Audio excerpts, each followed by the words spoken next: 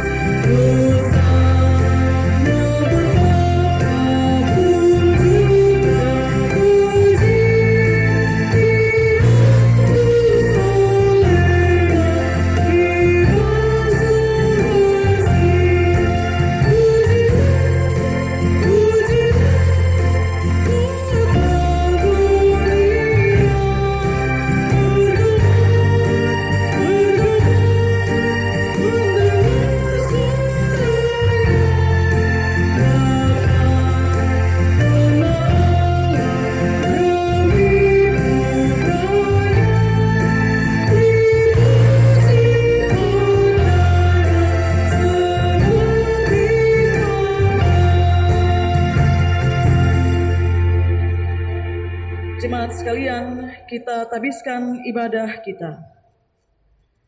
Pertolongan kita ialah di dalam nama Tuhan yang menjadikan langit dan bumi, yang memelihara kesetiaannya sampai selama-lamanya dan tidak meninggalkan perbuatan tangannya. Tuhan menyertai saudara-saudari sekalian. Dan menyertaimu juga. Silahkan duduk.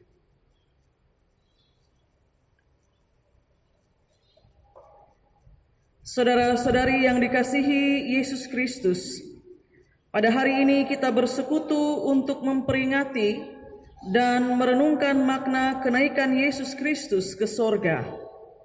Ia sekarang duduk di sebelah kanan Allah Bapa sebagai Tuhan dan Raja.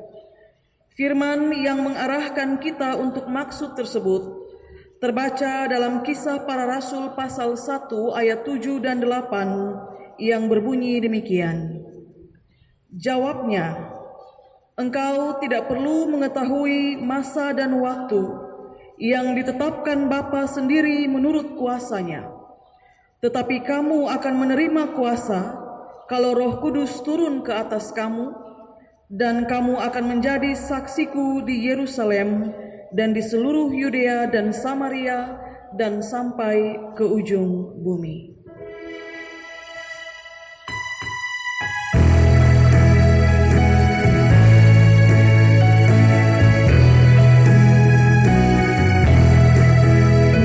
Tinggi dan turun,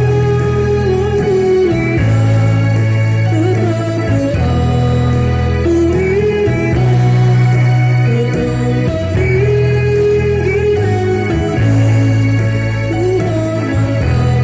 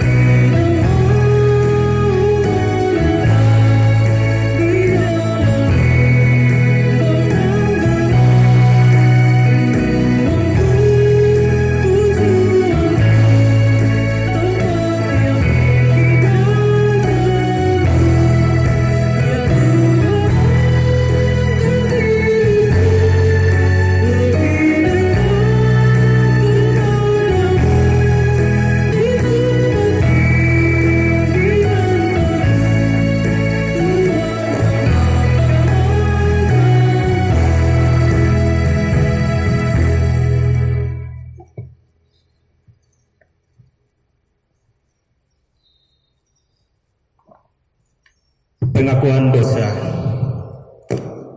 Marilah kita merendahkan diri di hadapan Tuhan dan mengaku dosa kita kepadanya. Ya Tuhan yang Maha Kuasa dan Maha Murah, kami mengaku di hadapan hadirat-Mu bahwa kami telah berbuat dosa dalam pikiran, perkataan, dan perbuatan.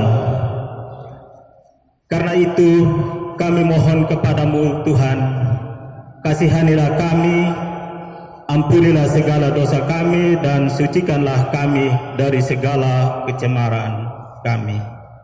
Amin.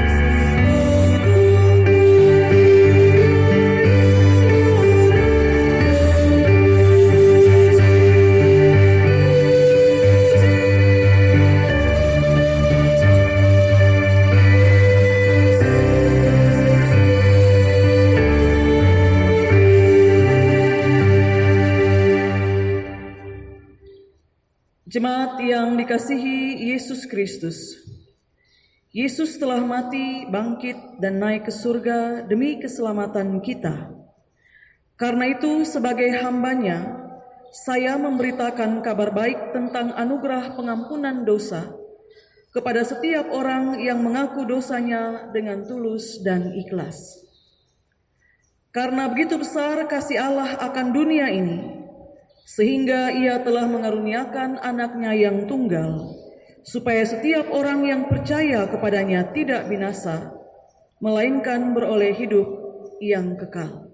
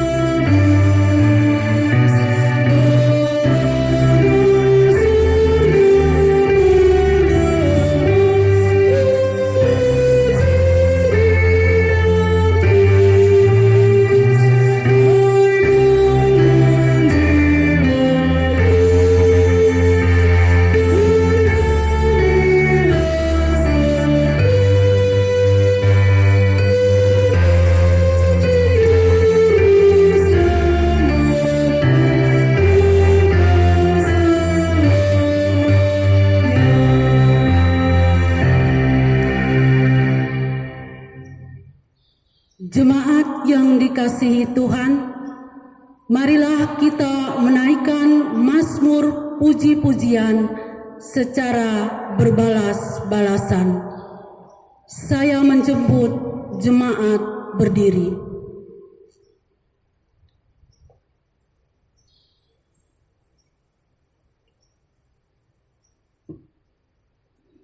Bermazmurlah bagi Tuhan yang bersemayam di Sion, beritakanlah perbuatannya di antara bangsa-bangsa. Sebab Dia yang membalas penumpahan darah, ingat kepada orang yang tertindas, teriak mereka tidaklah dilupakannya. Kasihanilah aku, ya Tuhan, lihatlah sengsaraku, disebabkan oleh orang-orang yang membenci aku. Ya Engkau yang mengangkat aku dari pintu gerbang maut, supaya aku menceritakan segala perbuatan-Mu yang terpuji dan bersorak-sorak di pintu gerbang Putri Sion karena keselamatan yang daripadamu. Bangsa-bangsa terbenam dalam pelubang yang dibuatnya, kakinya tertangkap dalam jaring yang dipasangnya sendiri. Tuhan telah memperkenalkan dirinya. Ia menjalankan penghakiman.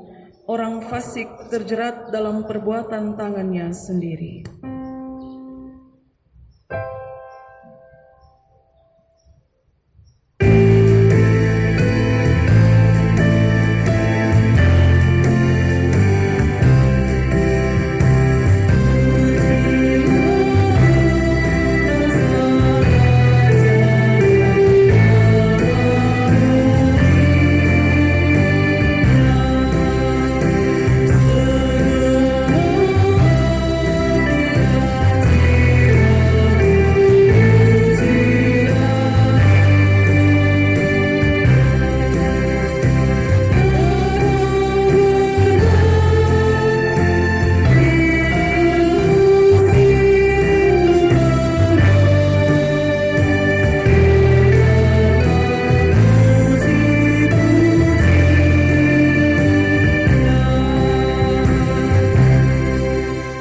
Jemaat dipersilakan duduk kembali.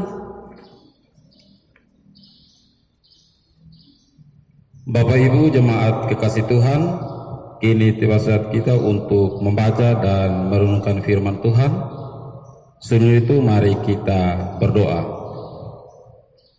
Bapa kami yang dalam kerajaan sorga, Bapa yang selalu kami puji dan kami sembah lewat anak-Mu Yesus Kristus, Tuhan dan Juru Selamat kami.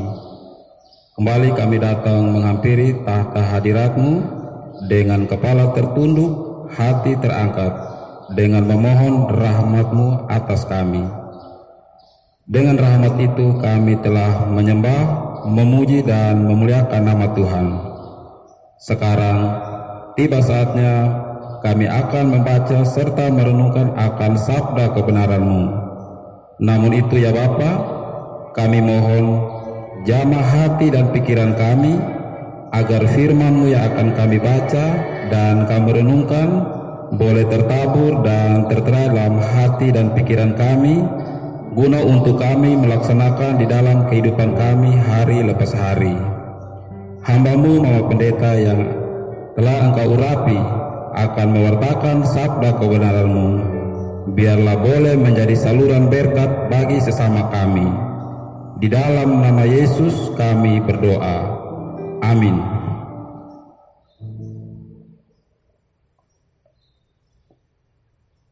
Firman Tuhan yang akan melawat kita pada pagi hari ini terambil dari Kisah Para Rasul pasal 1, ayatnya yang pertama hingga ayatnya yang ke-11. Saya ulangi, Kisah Para Rasul pasal 1, ayatnya yang pertama hingga ayatnya yang ke-11. Roh Kudus dijanjikan. Hai Theophilus, dalam bukuku pertama aku menulis tentang segala sesuatu yang dikerjakan dan diajarkan Yesus, sampai pada hari ia terangkat. Sebelum itu ia telah memberi perintahnya oleh Roh Kudus kepada rasul-rasul yang dipilihnya. Kepada mereka ia menunjukkan dirinya setelah penderitaannya selesai, dan dengan banyak tanda ia membuktikan bahwa ia hidup, sebab selama 40 hari ia berulang-ulang menampakkan diri dan berbicara kepada mereka tentang kerajaan Allah. Pada suatu hari ketika ia makan bersama-sama dengan mereka, ia melarang mereka meninggalkan Yerusalem dan menyuruh mereka tinggal di situ, menantikan janji Bapa yang demikian katanya, telah kamu dengar daripadaku, sebab Yohanes Pembaptis dengan air, tetapi tidak lama lagi kamu akan dibaptis dengan Roh Kudus. Yesus terangkat ke sorga. Maka katanyalah mereka yang berkumpul di situ, "Tuhan, maukah Engkau pada masa ini memulihkan kerajaan bagi Israel?" Jawabnya, "Engkau tidak perlu mengetahui masa dan waktu yang ditetapkan Bapa sendiri menurut kuasanya. Tetapi kamu akan menerima kuasa kalau Roh Kudus turun ke atas kamu, dan kamu akan menjadi saksiku di Yerusalem dan di seluruh Yudea dan Samaria dan sampai ke ujung bumi."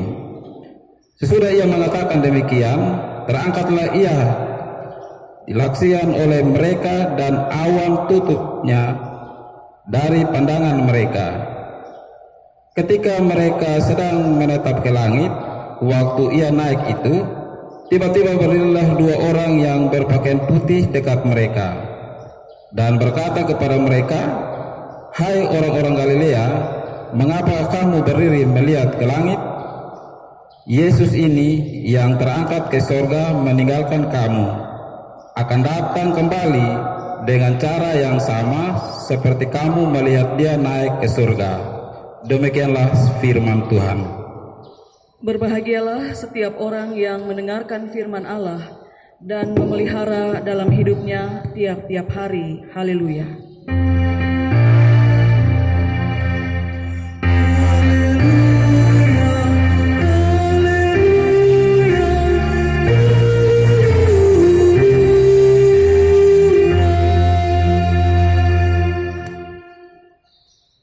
Salam. Bapak Ibu dan saudara-saudari semua, opa oma, kakak adik, anak-anak semua yang diberkati Tuhan, yang sementara beribadah di rumah masing-masing. Pagi ini dalam memaknai dan merayakan kenaikan Yesus Kristus ke sorga, kita akan belajar 3 hal. Yang pertama kita belajar tentang janji, yang kedua kita belajar tentang larangan, dan yang ketiga kita belajar tentang sabar. Awal renungan ini saya mengajak kita untuk mengingat kembali atau menghitung sudah berapa banyak janji yang kita ucapkan sampai dengan saat ini. Saya ingat waktu saya sekolah, setiap kali ada pelaksanaan upacara bendera, para siswa akan dituntun untuk mengucapkan janji pelajar. Masih begitu di sekolah kali ya? Masih ya? Masih sampai hari ini. Di gereja kita juga mengucapkan sekian janji, ya toh? Ketika hendak diteguhkan menjadi anggota SIDI, kita mengucapkan janji di hadapan Tuhan untuk menjadi murid yang setia sampai mati. Lalu ketika kita menikah, kita mengucapkan janji sebagai suami, sebagai istri, di hadapan Tuhan, di depan altarnya, untuk menjaga keutuhan rumah tangga sampai maut memisahkan. Sekarang saya tanya untuk yang sunika, masih hafal janji nikah? Masih hafal janji nikah? Masih ya? Saya tidak tanya kalian. Saya hafal yang sudah menikah, bapak mama di rumah, masih hafalkah janji nikah itu? Seorang pernah bilang kepada saya tidak menghafal terlalu sempurna janji nikah itu, tapi yang penting dia terwujud dalam perbuatan nyata. Istri saya sakit, saya membantu dia, saya menolong dia, dan seterusnya. Waktu punya anak dan membawa anak ke gereja untuk dibaptis, kita berjanji lagi sebagai orang tua untuk mendidik anak-anak kita dalam pengenalan yang benar tentang Kristus. Lalu ketika kita terpilih menjadi anggota majelis gereja, lagi-lagi kita berjanji. Kita berjanji sebagai pelayan yang akan setia melayani Tuhan. Seorang pendeta yang akan ditabiskan ke dalam jabatan imamat, dia juga mengucapkan janji imamatnya di altar Tuhan. Itu di gereja. Sekarang kita berpindah ke tempat di mana kita bekerja. Bapak, Ibu, dan saudara-saudari semua, untuk beberapa profesi, ketika saudara mendapatkan promosi jabatan atau dipercayakan untuk sebuah tanggung jawab, saudara juga mengucapkan janji atau sumpah yang diikrarkan di atas kitab suci. Maka kalau promosi jabatan itu berlangsung beberapa kali atau berulang-ulang, hitunglah berapa banyak sudah janji yang saudara ikrarkan di hadapan manusia dan Tuhan. Dan yang tidak kalah penting, yang terakhir, dalam semua janji yang kita ucapkan itu, di sekolah, di gereja, di tempat di mana kita bekerja, seberapa berkualitaskah janji itu kita tepati? Saudara tentu masih mengingat dengan baik kisah perjanjian Allah dengan Nuh setelah air bah itu surut dan Nuh diperkenankan untuk keluar dari bahtera. Allah mengikat perjanjian dengan Nuh tentang janji pemeliharaan, dan janji itu ditandai dengan pelangi di awan sehabis hujan. Allah berjanji, Allah kasih tanda atas perjanjiannya, supaya pertama, ketika kita lihat pelangi itu, kita mengingat tentang kasih dan pemeliharaan Allah atas kita. Dan yang kedua, ketika Allah melihat busurnya di awan, dia juga mengingat akan kita. Nah, seorang bijak bilang begini, manusia hidup memiliki 3 janji. Yang pertama, janji kepada dirinya sendiri. Yang kedua, janji kepada sesamanya.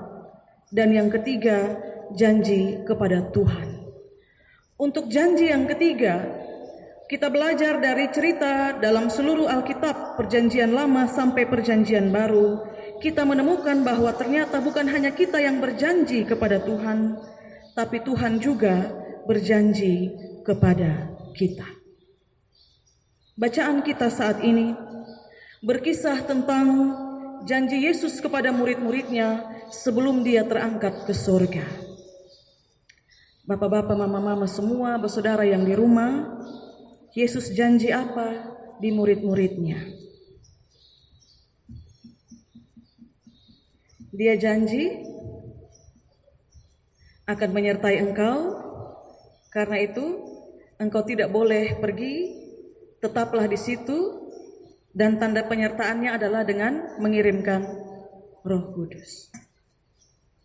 Dia janji akan kasih penyertaan dengan mengirimkan Roh Kudus.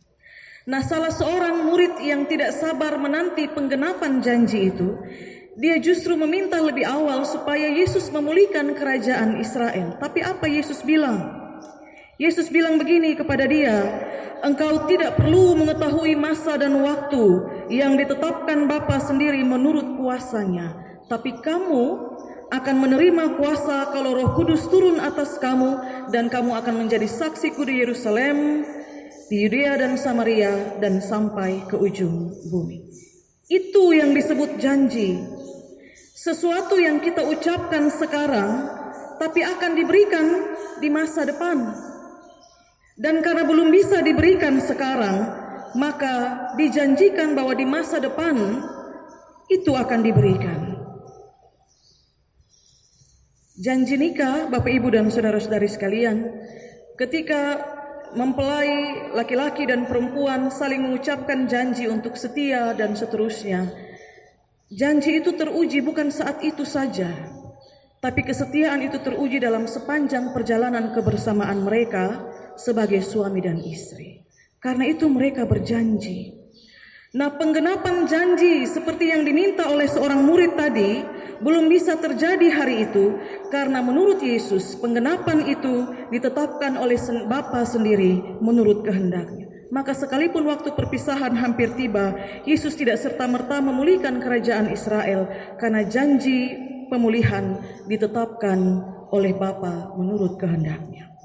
Bapak, Ibu, dan saudara-saudari yang diberkati Tuhan, karena itu Yesus larang mereka untuk meninggalkan Yerusalem sebelum janji itu digenapi. Dia larang mereka untuk kasih tinggal Yerusalem. Dan saya ajak kita untuk mari kita bayangkan bagaimana jadinya jika larangan Yesus itu mereka abaikan. Karena mereka berpikir, Yesus kan cuma bilang tetaplah di Yerusalem sampai engkau diperlengkapi dengan kekuasaan dari tempat yang maha tinggi. Tapi dia tidak bilang kapan pastinya kelengkapan dari tempat yang maha tinggi itu akan kita terima. Maka mari kita kembali ke Galilea, karena kita tidak pernah tahu kapan itu akan digenapi. Kalau itu yang mereka lakukan, Bapak Ibu dan saudara-saudara, maka kepada mereka janji itu tidak digenapi. Kenapa? Karena mereka mengabaikan larangan untuk meninggalkan Yerusalem. Ingat, janji itu digenapi kalau mereka tetap ada di Yerusalem. Maka kalau mereka tidak di Yerusalem, janji tidak digenapi atas mereka. Maka dari situ kita belajar, setiap larangan memiliki maksud baik di baliknya. Setiap larangan mengandung janji di baliknya. Dan janji hanya bisa diterima kalau larangan itu ditaati. Saudara ingat kisah larangan di Taman Eden.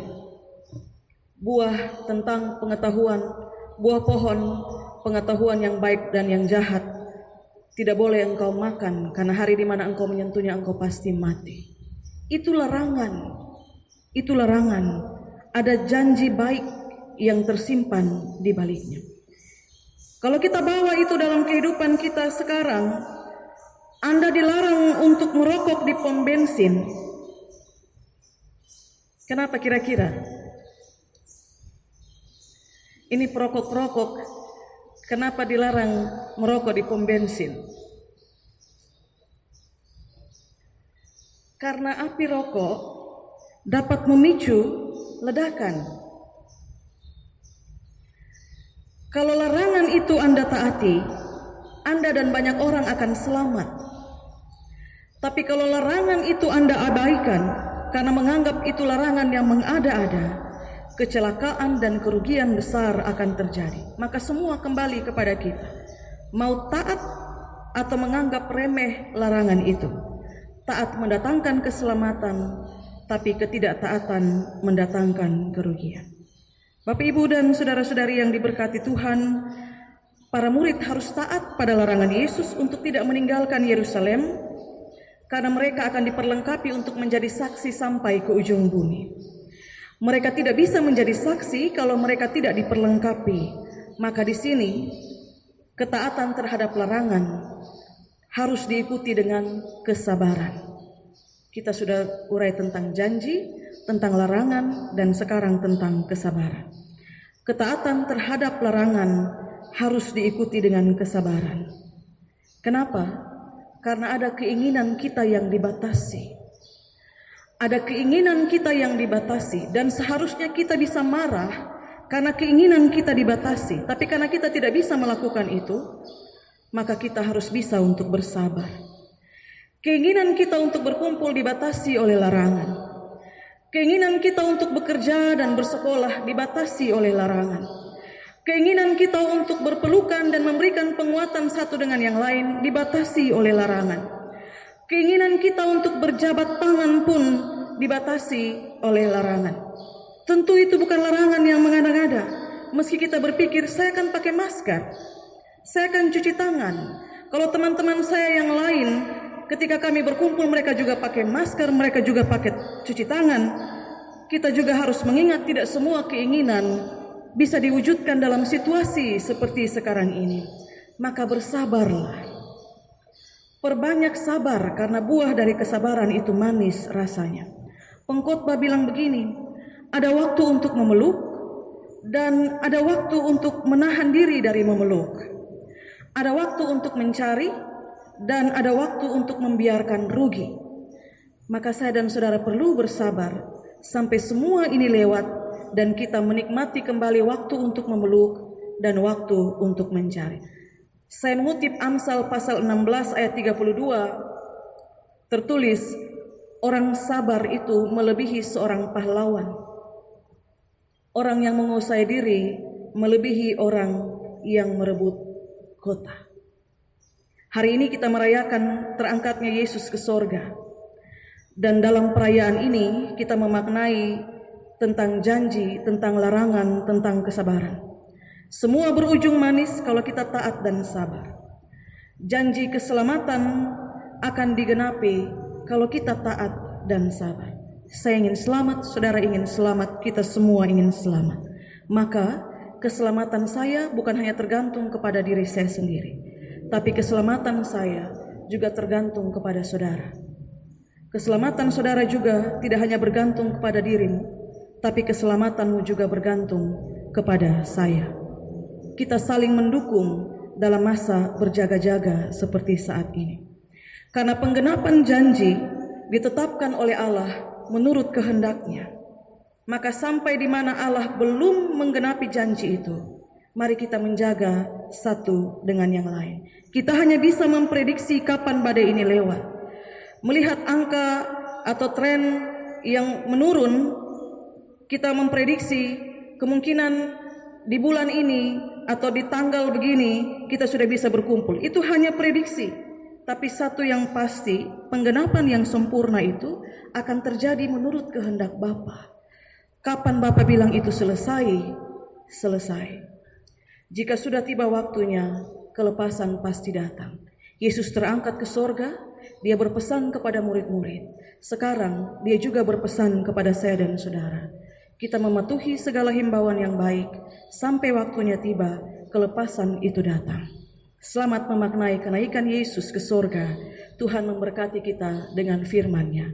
Amin.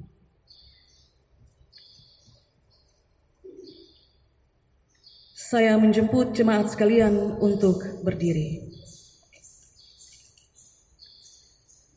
Marilah kita menyatakan pengakuan iman rasuli bersama-sama dengan semua orang percaya pada segala tempat dan waktu, dan masing-masing kita berkata, Aku percaya kepada Allah, Bapa yang Maha Kuasa, Khalik langit dan bumi, dan kepada Yesus Kristus, Anaknya yang tunggal Tuhan kita, yang dikandung daripada Roh Kudus, lahir dari anak darah Maria, yang menderita di bawah pemerintahan Pontius Pilatus, disalibkan, mati dan dikuburkan, turun ke dalam kerajaan maut. Pada hari yang ketiga, bangkit pula dari antara orang mati, naik ke surga, duduk di sebelah kanan Allah, Bapa yang Maha Kuasa, dan akan datang dari sana untuk menghakimi orang yang hidup dan yang mati. Aku percaya kepada Roh Kudus, gereja yang kudus dan am, persekutuan orang kudus, pengampunan dosa, kebangkitan daging, dan hidup yang kekal.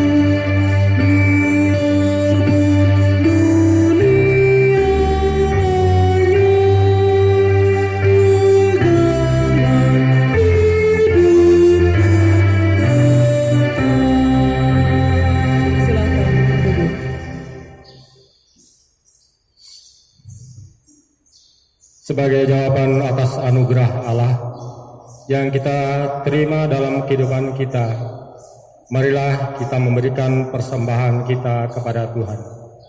Mari kita berdoa. Ya Tuhan yang Maha Murah, kami mohon kepadamu, berkatilah persembahan syukur kami, sebab siapakah kami ini yang dapat memberi dengan kesukaan sendiri. Semuanya Tuhan punya, dan kami berikan dari tangan Tuhan sendiri. Amin.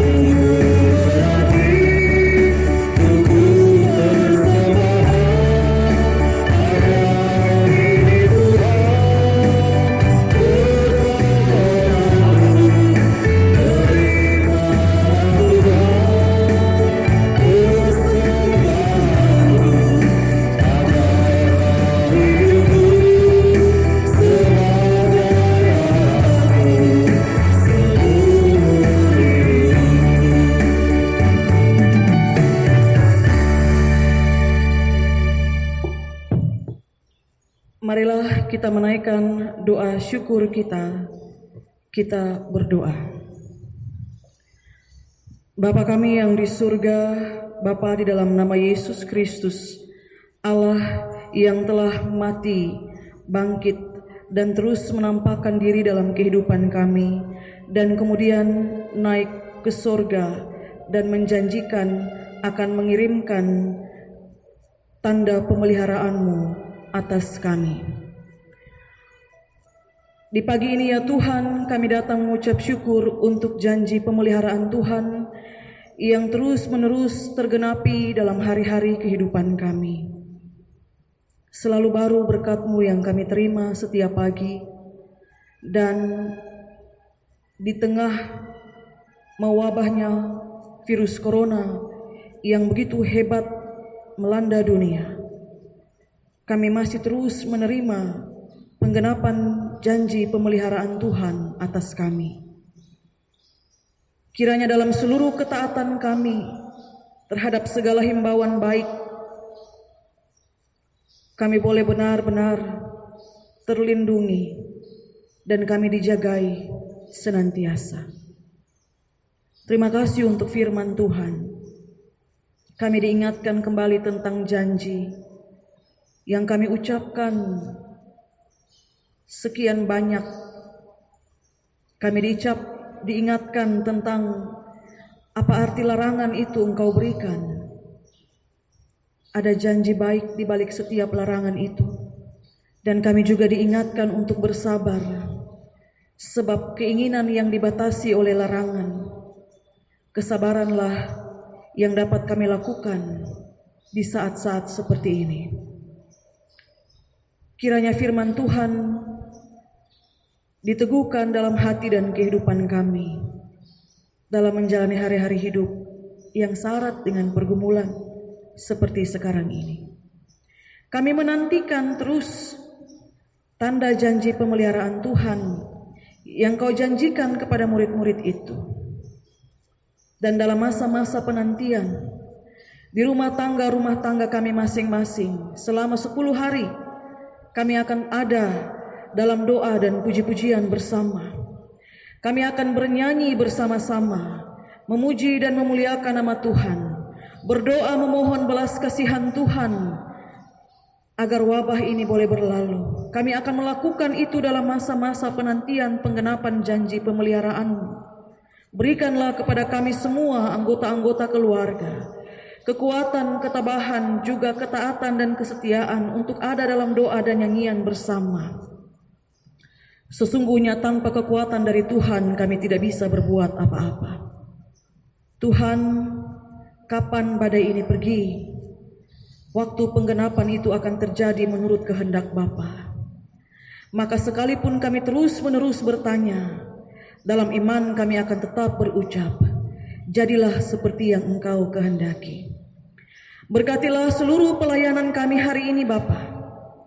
Dalam peran pelayanan kami sebagai pendeta, penatua, diaken, pengajar, organis, song leader, Kakak Opa dan Kakak Riki yang menolong kami bersama dengan karyawan gereja.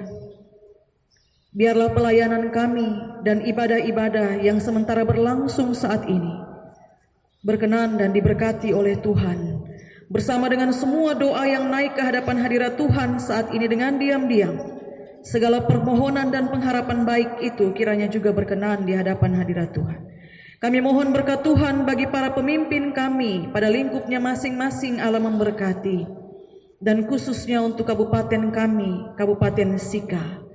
Tuhan berkati dan lindungilah kami semua. Saudara-saudara kami yang terpapar virus ini dan sementara menjalani isolasi, kami mendoakan mereka. Tuhan beri mereka kekuatan. Hati yang gembira adalah obat yang paling mujarab. Dan berikanlah pertolongan-Mu juga bagi mereka yang mendampingi para pasien, dokter dan perawat. Tuhan menolong setiap mereka yang terlibat dalam setiap perjuangan memutus mata rantai, termasuk kami semua dalam tugas dan peran kami masing-masing. Tuhan memberkati. Terima kasih banyak Bapa di surga. Inilah permohonan kami kepadamu ya Tuhan, Yang sakit Tuhan mengunjungi dan mendengar seruan mereka. Yang berduka Tuhan hiburkan. Yang berbeban berat Tuhan menolong mereka. Dengan rupa-rupa permohonan jemaat-Mu biarlah semuanya baik di pendengaran. Di dalam nama Tuhan kami Yesus Kristus, kami berdoa kepada Bapa di surga. Amin. Kita mengakhiri kebaktian saat ini, saya menjemput jemaat untuk berdiri.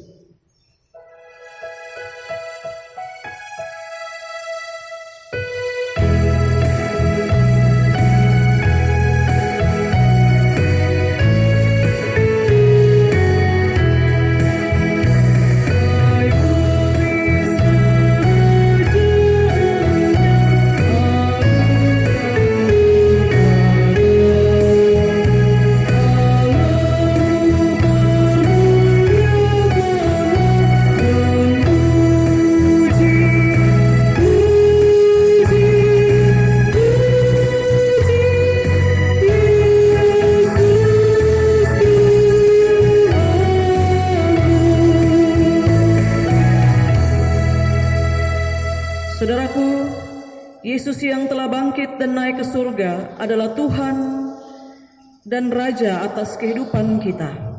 Karena itu pulanglah saudara-saudari dengan iman dan pengharapan kepada Dia. Jalanilah kehidupanmu sepekan di depan dan terimalah berkat Tuhan.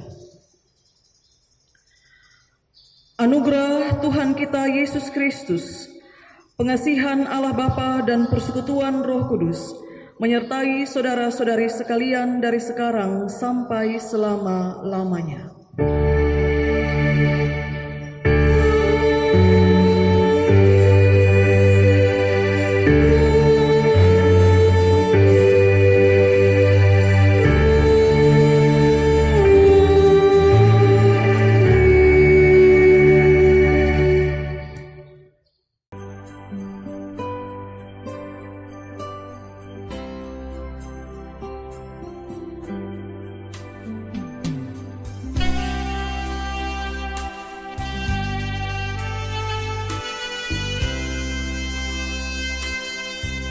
Jemaat yang dikasihi Tuhan kita Yesus Kristus, kebaktian kita pada hari ini telah selesai.